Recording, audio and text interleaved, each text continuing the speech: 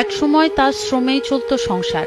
বছরের পর বছর ফার্নিচার তৈরির কাজ করে মানুষটি সংসার চালাতেন, কিন্তু হঠাৎ করে শরীর ভেঙে পড়ে। পরীক্ষা নিরীক্ষায় ধরা পড়ে ক্যান্সার।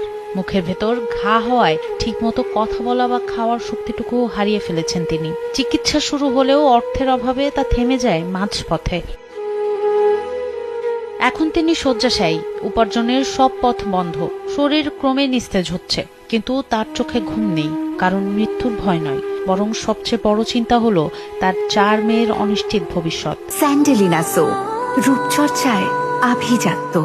আমার বাবা অনেক অসুস্থ, আমাদের খরচ চালাতে অনেক অসুবিধা হয়। আমার বাবার ক্যান্সার হয়েছে, আপনারা আমাদেরকে কিছু সাহায্য করুন। এই অসহায় মানুষটি কুড়িগ্রামের চিলমারী উপজেলার রমনা মডেল ইউনিয়নের শরীফের হাট ব্যাপারীপাড়া গ্রামের মাজেদুল ইসলাম। পরিবারে তার স্ত্রী, 4 মেয়ে ও বৃদ্ধ বাবা মা। মাজেদুলের চিকিৎসা